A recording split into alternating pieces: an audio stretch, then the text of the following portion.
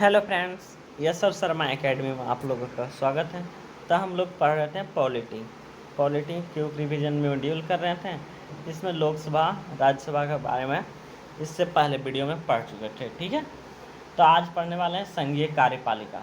संघीय कार्यपालिका में यानी क्या क्या वर्णन करने वाले हैं, तो राष्ट्रपति, उपराष्ट्रपति, प्रधानमंत्री और मंत्रिपरिषद, यही सब के बारे में वर्णन करने वाले हैं। ठीक है फ्रेंड्स, तो हमारे चैनल पर बने रहें, लाइक सब्सक्राइब करें।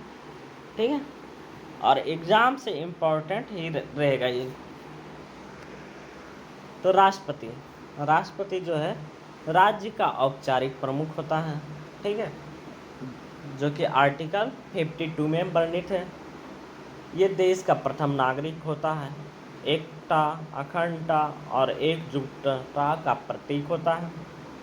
अगर वहीं उपराष्ट्रपति का बात करें तो यह दूसरा सर्वोच्च पद है, यानी पहला राष्ट्रपति का, दूसरा इसका। अगर वरीयता के आधिकारिक क्रम में देखें तो राष्ट्रपति का बाद के। ठीक है, देखिए क्या क्या पढ़ने वाले हैं, तो प्रधानमंत्री, मंत्रिपरिषद और भारत का न्यायवादी। ठीक है, भारत की राष्ट्रपति, तो यानी इसकी भारत की राष्ट्रपति होने के लिए क्या एलिजिबिलिटी चाहिए। ठीक है, तो वो पहला तो वो भारत का नागरिक होना चाहिए और उसकी उम्र जो है 35 वर्ष होनी चाहिए। कितनी? 35 वर्ष। ठीक है, कम से कम 35। लोकसभा के सदस्य के रूप में निर्वाचित होने के लिए पात्र होना चाहिए और भारत सरकार या राज्य सरकार के अधीन अथवा उक्त सरकारों में से किसी के नियंत्रण में स्थानीय या अन्य प्राधिकरण के अधीन कोई लाभ का पद धारण ना करता हो, जो कि आर्टिकल 58 में वर्णित है। ठीक है फ्रेंड्स, अगर पद की शर्तें को अगर देखें तो पद की शर्तें क्या है, तो संघीय या राज्य विधानमंडल के किसी भी सदन का सदस्य ना होना। यदि ऐसा सदस्य राष्ट्रपति के रूप में निर्वाचित हो जाता है तो यह समझा जाएगा कि उसने उस सदन में अपना स्थान राष्ट्रपति का पद ग्रहण करने की तारीख से रिक्त कर दिया। ठीक है, राष्ट्रपति के पद से रिक्त कर दिया। लाभ का कोई अन्य पद धारण नहीं करेगा। किराए के भुगतान के बिना आधिकारिक निवास का हकदार होगा, यानी आधिकारिक निवास यानी भवन, राष्ट्रपति भवन मिलता है। ठीक है, उपलब्धियां और भत्तों को उसके कार्यकाल के दौरान कम नहीं किया जाएगा, क्योंकि उनके संचित निधि पर भारित होता है। ठीक है, अगर इनके कार्यकाल की बात करें तो कार्यकाल 5 वर्षों का होता है। 5 वर्ष से पहले भी हटाया जा सकता है। उपराष्ट्रपति को लिखित में त्याग देकर हटता है और केवल संविधान के अतिक्रमण पर महाभियोग की प्रक्रिया द्वारा पद से हटाया जा सकता है, जैसा आर्टिकल 56 में है। ठीक है, अब महाभियोग क्या है, महाभियोग की प्रक्रिया क्या है, तो ये वो समझते हैं। ठीक है, महाभियोग के आरोप में जो होता है संसद के किसी भी सदन में प्रारंभ किया जा सकता है। इन आरोपों पर सदन के 1/4 सदस्य, यानी जिस सदन में आरोप लगाए गए हैं, या तो उच्च सदन या निम्न सदन द्वारा हस्ताक्षर होने चाहिए। राष्ट्रपति को 14 दिन को अग्रिम नोटिस दिया जाना चाहिए। 14 दिन के पहले ही अग्रिम नोटिस दे दिया जाएगा। महाभियोग प्रस्ताव उस सदन की कुल सदस्यता के 2/3 बहुमत से पारित होने के बाद इसे दूसरे सदन में भेजा जाता है, जिसे इसे आरोप की जांच की जानी चाहिए। ठीक है, करनी चाहिए। और अगला कहता है राष्ट्रपति को ऐसी जांच में उपस्थित होने या अपना प्रतिनिधित्व करने का अधिकार होता है यदि दूसरे सदन के अनुसार भी आरोपी सही है और वह केवल कुल सदस्यों को 2/3 बहुमत से महाभियोग के प्रस्ताव को पारित करता है, तो राष्ट्रपति को ऐसे प्रस्ताव के पारित होने की तिथि से पद छोड़ना होगा, यानी पद को त्याग कर देगा। ठीक है, इसी को महाभियोग कहते हैं। अगर इसकी निर्वाचन प्रक्रिया को देखें तो भारत के राष्ट्रपति का निर्वाचन अप्रत्यक्ष चुनाव द्वारा किया जाता है। इसके तहत राष्ट्रपति का चुनाव निर्वाचक मंडल द्वारा एकल संक्रमणीय मत के माध्यम से अनुपातिक प्रतिनिधित्व प्रणाली के अनुसार गुप्त मतदान के से होता है। ठीक है, अनुपातिक क्या होता है, जो भी इलेक्शन लड़ते हैं उसको यानी वोट देते हैं राज्यसभा और लोकसभा यानी पूरा संसद, और सभी का जो यानी जिसका सबसे कम सीट मिला वो उसका नाम से हटाकर दूसरे में ऐड कर दिया जाता है। ठीक है, यानी जो जिसका यानी वरीयता होता है, 1 पर ये, 2 पर ये, 3 पर ये। ठीक है, अगर ये लूज है यानी ये हार गया तो इसमें से फिर वरीयता निकाला जाएगा कि 1 पर कौन है, 2 पर कौन है, यानी जब तक ये फाइनल डिसीजन नहीं होता जब तक ये प्रक्रिया चलती रहती है। ठीक है, निर्वाचक मंडल क्या है, तो निर्वाचक मंडल होता है संसद के दोनों सदनों के निर्वाचित सदस्य, राज्यों की विधानसभाओं के निर्वाचित सदस्य, केंद्र शासित प्रदेश यानी दिल्ली और पुडुचेरी विधानसभाओं के निर्वाचित सदस्य, ये लोग वोट करते हैं। ठीक है, निर्वाचक मंडल में कौन शामिल नहीं होते हैं, तो लोकसभा, राज्यसभा और राज्यों की विधानसभा तथा दिल्ली एवं पुडुचेरी की विधानसभाओं के मनोनीत सदस्य जो मनोनीत किए जाते हैं। ठीक है, अगर राज्यों की विधान परिषद की निर्वाचित और मनोनीत सदस्य को देखें यानी ये लोग निर्वाचन मंडल में शामिल नहीं होते हैं। ठीक है, चुनाव का तरीका क्या है, तो चुनाव का तरीका होता है निर्वाचक मंडल के प्रत्येक सदस्य को केवल एक मतपत्र दिया जाता है जिसमें मतदाता को मत देते समय अनिवार्य रूप से जिम्मेदार यानी उम्मीदवार के नाम के आगे 1, 2, 3, 4 आदि अंकित कर अपनी वरीयता को दर्शाना होता है, जैसा कि हमने बताया था। ठीक है, इससे इसका आशय है कि मतदाता उतनी ही वरीयता अंकित कर सकता है जितने उम्मीदवार चुनाव लड़ रहे हैं। प्रथम चरण में पहली वरीयता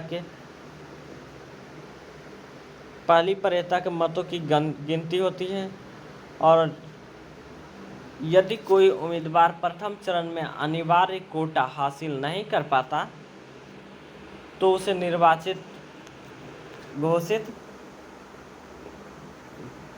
कर दिया जाता है। ठीक है, अगर नहीं करेगा तो उसे हटा दिया जाएगा, अगर निर्वाचित कोटा प्राप्त कर लेता है तो उसे राष्ट्रपति घोषित कर दिया जाएगा। ठीक है, अन्यथा मतों से स्थानांतरित किया जाता है। देखिए, ठीक है, प्रथम वरीयता के न्यूनतम मत यानी जो सबसे कम जिसको वोट प्राप्त हुआ है उसका मत हटाकर दूसरे को दे दिया जाता है। ठीक है, वरीयता के अनुसार, यही इसमें बताया गया। ठीक है फ्रेंड्स, संसद राष्ट्रपति और उपराष्ट्रपति के चुनाव से संबंधित मामलों को विनियमित करती है। अगर राष्ट्रपति के पद के लिए नामांकन की आवश्यकता देखें तो प्रस्तावक के रूप में 50 निर्वाचक और अनुमोदक के रूप में 50 निर्वाचक, अगर देखें तो निर्वाचक बराबर निर्वाचक मंडल के सदस्य होते हैं। ठीक है, राष्ट्रपति राष्ट्र के साथ साथ विभिन्न राज्यों के लोगों का प्रतिनिधि भी होता है। राष्ट्रपति के चुनाव में प्रत्येक राज्य की जनसंख्या और वहां के निर्वाचित विधायकों की संख्या के अनुसार विभिन्न राज्यों के प्रतिनिधित्व की एक रूपता होती है। एक विधायक के मत का मूल्य क्या होता है, तो राज्यों की कुल जनसंख्या बटा यानी बाई विधानसभा में निर्वाचित सदस्यों की कुल संख्या क्रॉस 1000। ठीक है, यही होता है। संपूर्ण राज्य और संघ के निर्वाचन बीच समता भी बनाए रखी जाएगी। एक सांसद के मत का मूल्य क्या होता है, सभी राज्यों विधानसभाओं के निर्वाचित सदस्यों के लिए नियत मत की कुल संख्या बाई संसद के दोनों सदनों के निर्वाचित सदस्यों की कुल संख्या होता है। ठीक है, सफल उम्मीदवार पूर्ण रूप से बहुमत जीतता है, इसीलिए इस मत को एक निश्चित कोटा हासिल करना होता है। वैध मतों की कुल संख्या को निर्वाचित होने वाले उम्मीदवारों की संख्या में एक जोड़कर प्राप्त संख्या द्वारा भाग दिया जाता है। तत्पश्चात प्राप्त भागफल में एक जोड़कर मत के निश्चित कोटे को निर्धारित किया जाता है। ठीक है, निर्वाचित होने हेतु निश्चित कोटा क्या है? तो वैध मतों की कुल संख्या बाई 1+1 यानी 2+1 होता है। ठीक है, राष्ट्रपति के पद का रिक्त होना, ये क्या है? तो रिक्त होने के कारण क्या है? या तो 5 साल पूरा हो चुका हो, या महाभियोग द्वारा हटाने पर, या मृत्यु या त्यागपत्र, या अन्यथा पद धारण करने के लिए अयोग्य हो जाने पर, या फिर बीमारी या भारत में अनुपस्थित रहने पर। ठीक है, राष्ट्रपति के रूप में कौन कार्य करेगा फिर? तो अगर रिक्त हो गया तो कार्यकाल समाप्त होने के बाद चुनाव कराया जाना चाहिए। यदि किसी वजह से चुनाव में देरी होती है तो वर्तमान राष्ट्रपति पद पर बना रहता है, जबकि उसका उत्तराधिकारी पद ग्रहण नहीं कर लेता। यानी जब तक उत्तराधिकारी कोई नहीं हो जाता चुनाव, जब तक वही बना रहता है। नया राष्ट्रपति चुने जाने तक राष्ट्रपति पद धारण करता है, उपराष्ट्रपति जो है पद धारण करता है, और पद रिक्त होने के 6 माह के भीतर चुनाव कराना होता है। ठीक है, उपराष्ट्रपति तब तक पद धारण करता है जबकि राष्ट्रपति अपना कार्यभार फिर से नहीं संभालते हैं। अगर नोट की बात करें तो राष्ट्रपति का पद रिक्त है तो उपराष्ट्रपति पद धारण करता है। अगर उपराष्ट्रपति का पद रिक्त है तो भारत के मुख्य न्यायाधीश या इसका पद भी रिक्त है तो उच्चतम न्यायालय का वरिष्ठ न्यायाधीश, ठीक है, यही पद धारण करते हैं। राष्ट्रपति की शक्तियां और कार्य की अगर देखें तो कार्यकारी शक्तियां क्या क्या हैं? तो 53 के क्लॉज 1 में प्रावधान किया गया है कि राष्ट्रपति द्वारा कार्यकारी शक्तियों का प्रयोग स्वयं या अपने अधीनस्थ अधिकारियों यानी मंत्रिपरिषद और आर्टिकल 74 के माध्यम से किया जाएगा। यानी अप्रत्यक्ष रूप से मंत्रिपरिषद की शक्तियां हो गई। ठीक है, सभी कार्यकारी कार्य औपचारिक रूप से उसके नाम पर किए जाते हैं, साथ ही वह अपने नाम पर आदेश जारी करने और निष्पादित करने के लिए नियम बना सकता है। प्रधानमंत्री और अन्य मंत्रियों की नियुक्ति करता है, दोनों उसके प्रसाद पर्यंत पद धारण करते हैं। भारत के महान्यायवादी की नियुक्ति और उसके परिश्रमिक निर्धारित करता है। महान्यायवादी राष्ट्रपति के प्रसाद पर्यंत पद धारण करता है और भी इसका कार्य होता है। यह नियंत्रक महालेखक परीक्षक यानी CAG यानी कैग, ठीक है, नियंत्रक और महालेखा परीक्षक जो होता है उसकी नियुक्ति करता है, यानी चुनाव आयुक्त करता है, और अन्य चुनाव आयुक्त UPSC के अध्यक्ष और सदस्यों, राज्यों के राज्यपाल, वित्त आयोग व अध्यक्षों सदस्यों की नियुक्ति करता है।